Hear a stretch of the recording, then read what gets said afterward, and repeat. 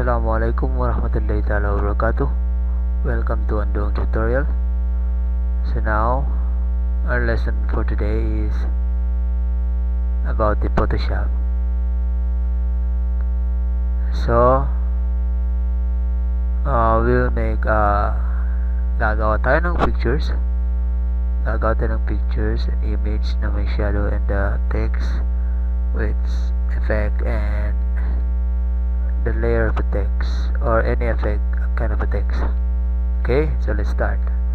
So open your Photoshop, then click the file, then click new for start a new document.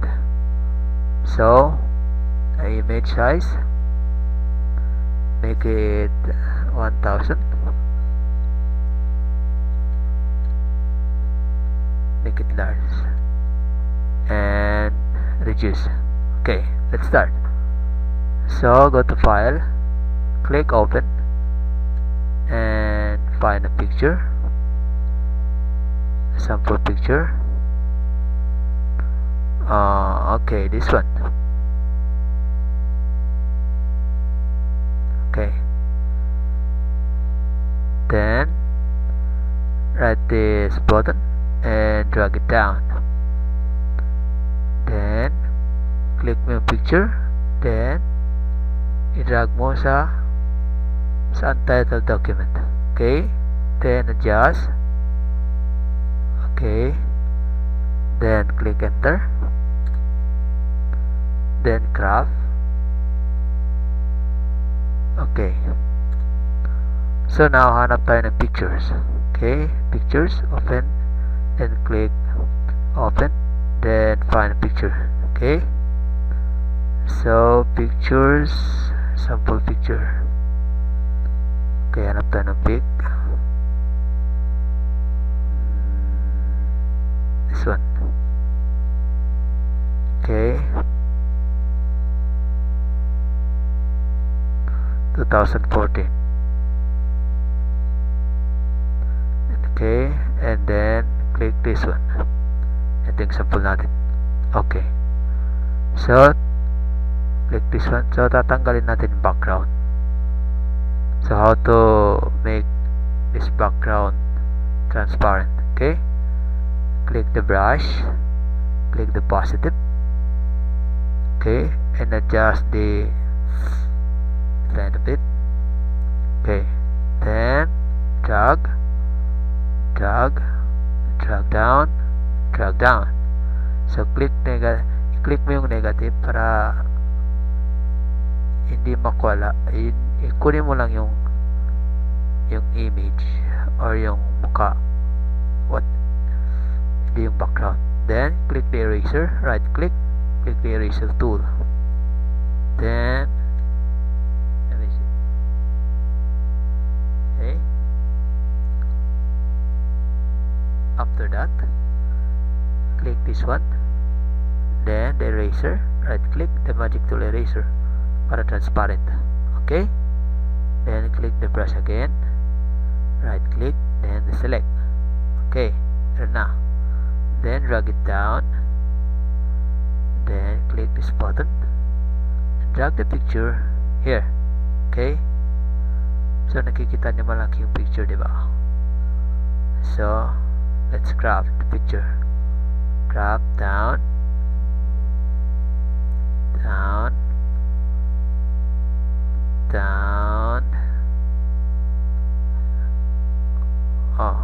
Okay, then click enter. Then para makita natin okay yung side nya. Okay, and click this one. So ilagay natin glow, parang lagyan natin to ng shine sa gilid. So click the layer, double click, and the blending option, then lagyan auto glow.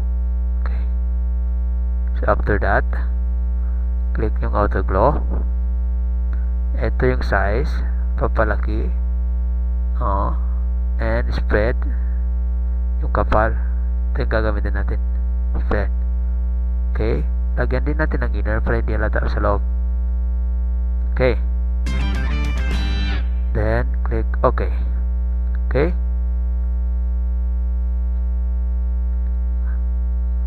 Yan.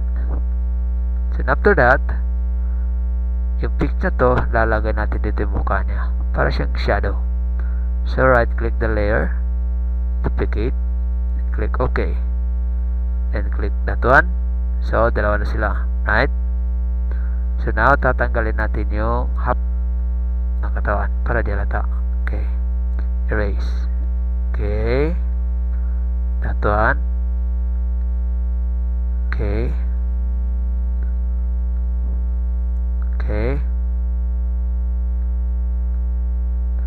So, palakin natin.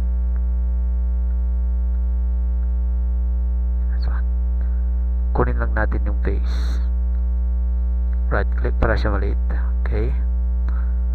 Then, pwede nalagyan na ng glows para di siya halata. O, tingnan nyo. Glows. Yan. Yan. Para face lang yung focus. Diba? Yan. And small. Okay. And click this one. Then palakin judge. Okay. Ito on. Here. Then click enter. Kita nyo, parang focus talaga. So, gawin natin parang shadow lang. Double click the layer, then blend, go to opacity. Tingnan nyo. Oh, di ba? Oh. Kung di pa rin, click ulit ng layer. Okay, nang bahala. Ayan, okay. Click the eraser, tatanggalin natin sa baba. Para yan ba? Okay, so now paano maglagay ng text? Click this one,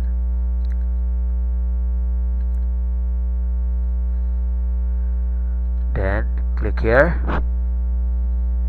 then write the text.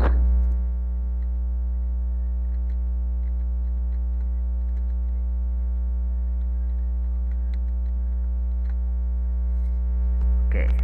So, kung gusto niyo palaki siya, write this one. Click this one.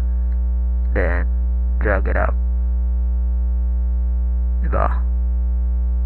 Yan. See? Then, enter. Gusto niyo palitan ng color, click niyo lang to. Click mo yan. Ctrl A. Then, dito yung color sa taas. Want to pick. Then you want blue, click blue. Okay. Gusto nyo ng ibang effect, pwede dito. Ito, or ito. Marami yung pagpipilian. And click this one. Click the glass button and click open. Okay. Click this one. Text. Okay. Okay. Yan siya.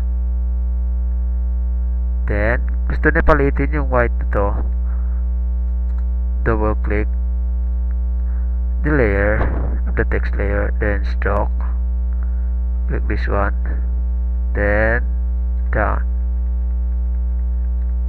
Okay. Pero kung gusto niya lagyan ng shadow, click the drop shadow. Yan, yung distance, yung layo niya. Kita nyo? Lagyan natin ng white. Okay. Distance.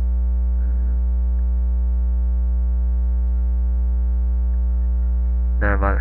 Okay, kita nyo? Spread. Gusto nyo yung size palakihin, no? Gusto nyo yung lagay sa taas, click nyo yung angle dun sa taas, diba? Then, click OK. So, ganun ka simple. So, next time, done. then file, save as JPEG, then find saan yung gusto i-save, click yes, then okay, then that picture is totally been saved. Done. Okay, so thank you very much. That's all. Bye.